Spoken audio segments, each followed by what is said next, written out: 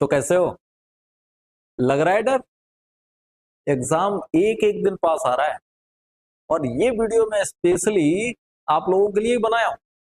आप लोग मतलब वो सब आप लोग जो जून के पहले ही सप्ताह में पुलिस का एग्जाम देने जा। अभी तक सब कुछ ठीक चल रहा था। अचानक ऐसा क्या हुआ कि ये डरा गया। सच बताना, देखो झूठ नहीं बोल रहा है।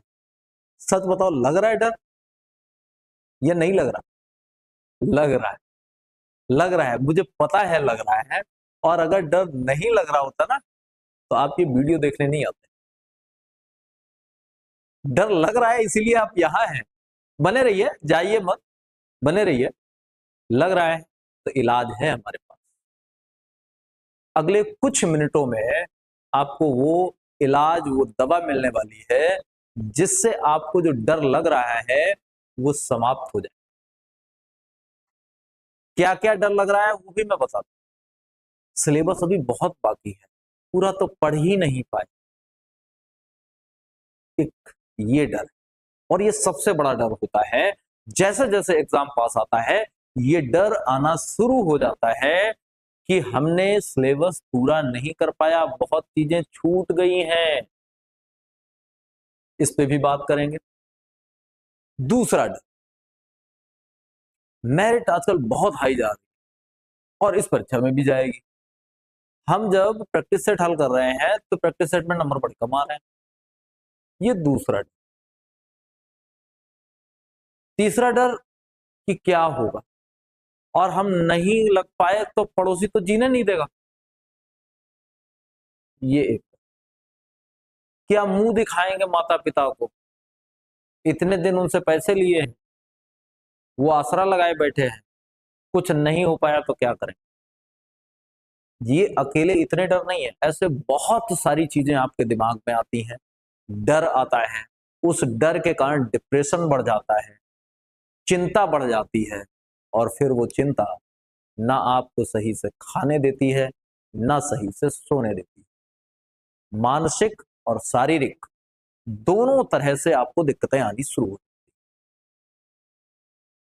अब इन सारी समस्याओं से बचने के लिए आप क्या कर सकते हैं, आज हम स्पेशली आपसे 10-15 मिनट में यही सब बातें करने आए हैं। बहुत हो गई पढ़ाई, ये वाली समस्या कौन समेटेगा? ये जो डर आ जाता है परीक्षा के आसपास, इस परीक्षा के डर को कैसे खत्म करना है?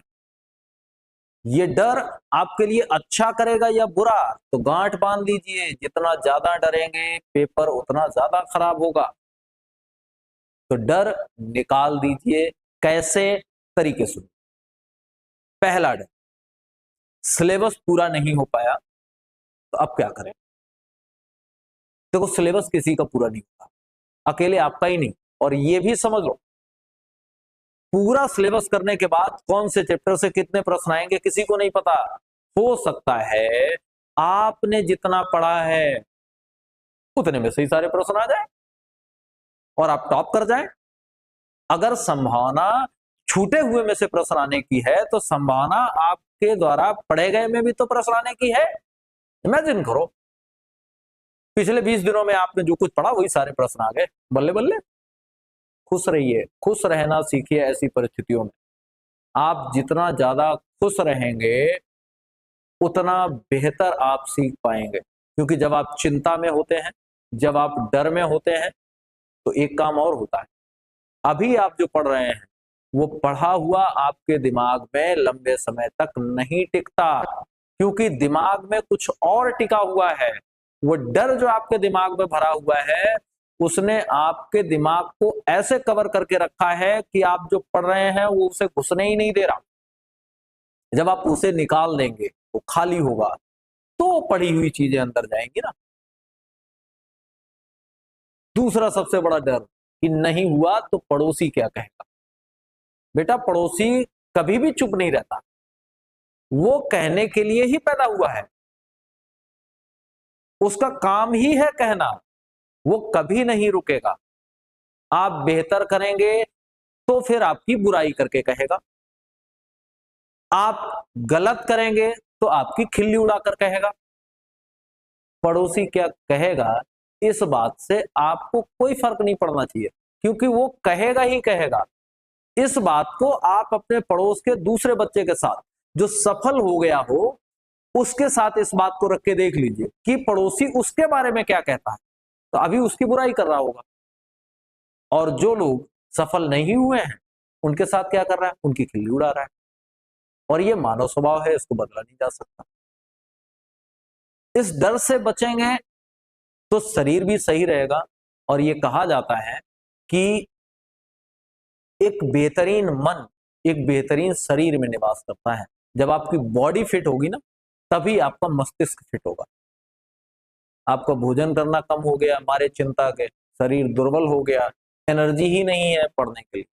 और कई बार ऐसा होता है कि जब आप एग्जाम में जाते हैं तो केवल और केवल डिप्रेशन के कारण आप कई ऐसे प्रश्नों को गलत करके आ जाते हैं जो आपके गलत होने ही नहीं चाहिए थे। जो आपको पहले से जिनके उत्तर आपको विधिवत पता थे, वह प्रश्न भी आप गलत करके आ जाते हैं। रिजल्ट क्या होगा कल देख लेंगे। कौन सा एक परीक्षा के बाद जीवन खत्म होने वाला है।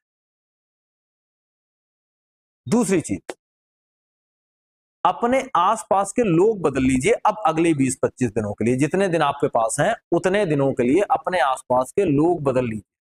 अपने आसपास ऐसे लोग रखिए जो आपको कॉन्फिडेंस दें, ऐसे लोग नहीं जो आप में डर भरे।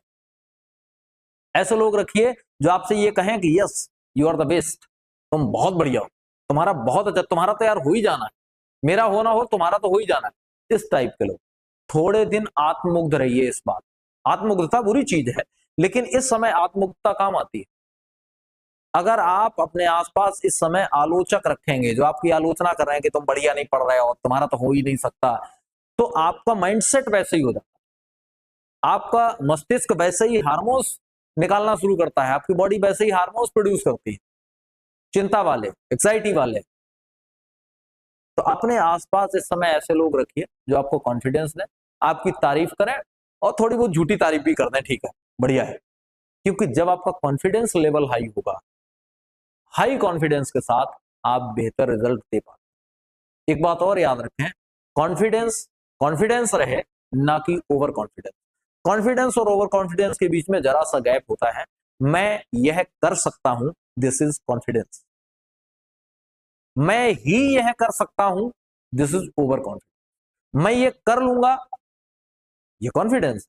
मैं ही ये कर पाऊंगा, ये ओवर कॉन्फिडेंस। आप कर लेंगे, मुझे पता है आप कर लेंगे, बेहतर तरीके से कर लेंगे, और इस बार आपको सक्सेसफुल होना है, कोई नहीं रोक सकता। कॉन्फिडेंस रखिए अपने आप पे, कॉन्फिडेंस रखिए उस सब पे जो आपने अभी तक किया है, गर्व करिए उस सब पे जो आपने अभी तक पढ़ा है, जो आपने अभी तक सीखा है। उस बात को लेकर चिंता मत करिए जो आपने नहीं पढ़ा है। ये सोच लीजिए कि जो मैंने नहीं पढ़ा है वो एग्जाम में नहीं आएगा, अभी हम जो पढ़ लेंगे वही आएगा। जब आप फ्री माइंड के साथ एग्जाम देते हैं तो आप बेहतर कर पाते। एक और महत्वपूर्ण, नींद को लेकर अंतिम समय में हम ये देखते हैं, जब परीक्षा का समय नजदीक आ जाता है तो हम ये देखते हैं कि हम नींद कम लेना शुरू कर देते हैं। स्पेशली जिस सुबह एग्जाम होना है उस रात में तो नींद गायब ही कर लेते। तो जब नींद नहीं लेंगे पूरी रात, अंतिम दिन पूरी रात पढ़ के क्या कर लेंगे आप? काम तो वो आना है जो अभी तक आपने तैयार किया है, जो अभी तक आपने सीखा है। प्रॉपर बॉडी को रिलैक्स रखिए, पूरी नींद लीजिए।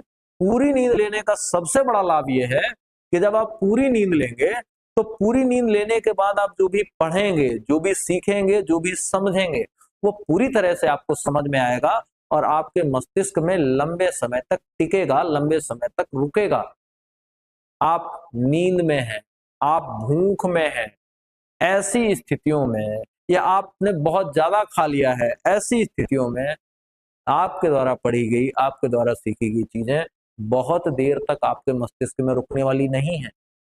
पीछे आप चित्र देख रहे होंगे, फियर, एग्जाम इज नियर, ये आपके साथ नहीं हो रहा है, हर किसी के साथ हो रहा है। लेकिन जितना आप अपने आप को कॉन्फिडेंट रखेंगे, जितना आप अपने आप को मजबूत रखेंगे, जितना आप अपने आप को यह भरोसा दे पाएंगे कि मैं सही रास्ते पर हूं और मैंने पर्याप्त मेहनत की है, जितना आप अपने आप को ये समझा लेंगे उतना आप बेहतर कर पाएंगे। अपने से बड़ों के, थोड़े समझदार लोगों के टच में रहिए, जो आपको सही मार्ग सही समय पे दिखा सकें। मैं स्पेशली ये वीडियो इसलिए बना रहा हूं, अगर एग्जाम पास आते आते इस तरह की किसी के साथ कोई प्रॉब्लम हो रही है तो वो ऐसे लोगों से राय मशवरा जरूर करें जो इन चीजों को प्रॉपरली समझते हैं, पहले से ऐसे समस्याओं को भुगत चुके हैं, देख चुके हैं। तो थोड़ा सा कॉन्फिडेंस आप रखेंगे, थोड़ा सा चीजों को लेकर हड़बड़ाहट अपनी कम रखेंगे, तो आप बड़ी आसानी के साथ ये एग्जाम क्रैक कर पाएंगे। और जो एग्जाम का डर है उस डर को आप अपने आप से दूर रख पाएंगे। आप में से किसी के कोई सवाल हो, किसी को लगता हो कि मेरे सवाल का भी जवाब दिया जाना चाहिए, तो आप अपने सवाल कमेंट बॉक्स में रख सकते हैं। फिर मिलेंगे किसी और दिन। अगर आपका कोई सवाल आता है तो उस सवाल के जवाब के साथ, अपने विचारों के साथ कि मैं उस बारे में क्या सोचता हूं, तो आप लोग सवाल भेजते रहिए। हम ऐसे ही छोटे छोटे वीडियोस में आपसे मिलते रहेंगे। नमस्कार।